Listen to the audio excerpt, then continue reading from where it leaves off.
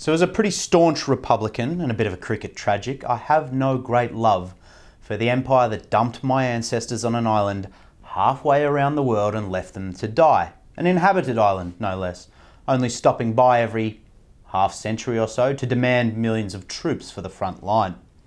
But as a fierce defender of what little democratic rights we have left in complex Western representative democracies, the aftermath of Brexit and the deterioration of the value of democracy in the United Kingdom over the last 2 years, it really broke my heart. In the face of one of the biggest political campaigns in living memory, the vast majority of policy experts, media personalities, celebrities, and even most politicians were pleading with the people to vote Remain. Every poll held since has showed declining support for that 2016 vote, and until this very history-making day, it looked like the most important democratic decision the UK has ever made might not happen. That bureaucrats, politicians, and other social elites might save the British people from themselves and actually render a referendum result null and void, one way or another. But the people of the UK voted to leave the European Union. Not in a landslide, but it certainly wasn't edge of the knife either. 52% of voters gave the finger to the EU. 17,400,000 people versus 16,140,000 wanted to stay. 1.25 million more people wanted out.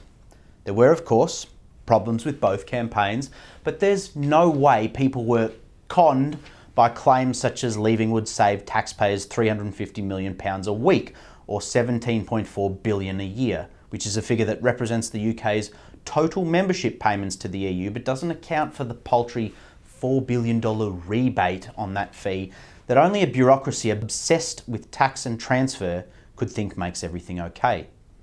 I reckon the majority of voters understand that figures change depending on who writes them and how you crunch the numbers, and would have interpreted the claimed $350 million a week paid to the EU as representative of the broader issues rather than a hard fact. A Donald Trump-style illustration of the truth, if you will. So after the rebate, the outgoing cash from the UK is closer to $250 million every week, which is still a staggering amount of money for the UK's tax-paying citizens to hand over to a government that doesn't represent them. But the EU also sends money back through welfare payments of sorts, mainly to poorer areas and certain farming communities. Entirely at their discretion, of course.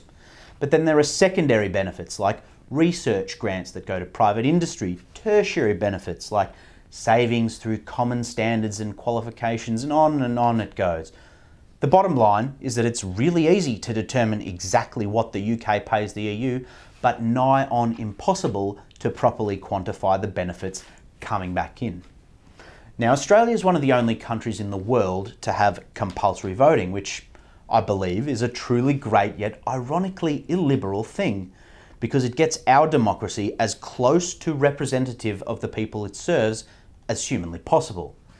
Given that voting is optional in UK, a frequent complaint I read about the Brexit vote is that you can't possibly claim a mandate for Brexit because the 52% of voters who supported it does not equate to more than 50% of eligible voters. Unfortunately for Remainers and the let's keep voting until we get the right result crowd, you could apply this argument to every single Democratic vote ever taken, where voter turnout is less than a high 90% anyway. So it's really not worth discussing any further.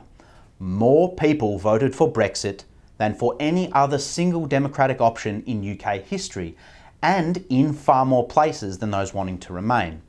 It's not quite the largest democratic exercise ever, given that slightly more people voted in the 1992 general election than the 33.5 million that voted in this referendum, but voter turnout was up across all age groups, with turnout amongst the youngest voters rising 31% over the last referendum in 2011. More voters were involved in this referendum than any other referendum in British history, so claims of disenfranchisement based on age don't hold up either. All the electorates in Scotland voted Remain, but a big percentage of English and Welsh electorates wanted out, with the Remain voters concentrated on the coast of Wales and, not surprisingly, the City of London. More interesting still was the fact that Northern Irish electorates were more evenly split, and these are the people who have the most to lose from changes to the only real land border in the UK, particularly when it comes to the free movement of people across borders. Oh, and most importantly of all, Gibraltar's citizens voted almost entirely in favour of staying with Europe. Woo! So 270 electorates across the nation favoured leave, while just 129 favoured remain. 67%, two-thirds of all UK electorates wanted out. If we purely for the sake of argument remove Gibraltar, Scotland, Northern Ireland, restrict the count to English and Welsh mainland, we get a whopping 75% of electorates wanting Brexit to happen. More people in most places want to leave the European Union. Now you can debate about the UK political system bullying smaller constituent regions in favour of Mother England if you want, but that's pretty much akin to saying Tasmania or Christmas Island should have a bigger say over the Australian government's handling of our three-way multilateral relations seesaw between China and the United States. Unfortunately, or properly, depending on where you sit, England holds the most sway in the affairs of the United Kingdom. In the end, constituent nations in the UK always have the option of becoming independent and rejoining the EU. Scotland's last independence referendum was only 5 years ago, and they voted 55 to 45 to stay with the UK. Turnout was a smidge under 85%. The devastatingly, depressingly funny thing about all this Brexit nonsense is that the vote took place more than 2 years ago, or 2 prime ministers ago in Australian parlance. And yet the powers that be still haven't managed to make the result a reality. David Cameron resigned as Prime Minister after the referendum because he didn't want the responsibility of implementing a policy he didn't personally believe in, like that was ever a prerequisite for politicians. And until today, the situation has it's continued to implode. And it's not even so much a left versus right thing, it's more of a globalist versus nationalist thing, in that UK citizens want the right to determine their own fate, as distinct from the fate of Europe. People from across the political divide had a variety of reasons for voting to leave and to stay, and the Brexit divide seems to be based much more on class than on any pre-existing political ideology. It's not that hard to understand why the policy and media elites look down on the Brexit supporting plebs as not understanding that they voted against their own interests, and therefore refusing to follow through on the most important democratic mechanism that exists in Western democracies on their behalf. We're doing it for them. The majority of yesterday's parliament, anyway, the people's representatives, still refused to back any kind of deal with the EU, while simultaneously refusing a no-deal Brexit through something called the Ben Act. This Act of Parliament was passed against the government's own wishes and literally prevents the government from leaving the EU without a deal, which would not be such a problem if the opposition were actually willing to support any of the deals that have been brought before them to date. They're just stonewalling. The Liberal Democrats are claiming they'll cancel Brexit altogether, while Remainer, Labor and Tories are filibustering until another confirmatory referendum can be held, presumably to overrule the first one that's never actually been carried out. But democracy delayed is democracy denied, even if government research agrees with the idea that the UK will lose between 1 and 10% of what would have been its GDP over the next 15 years.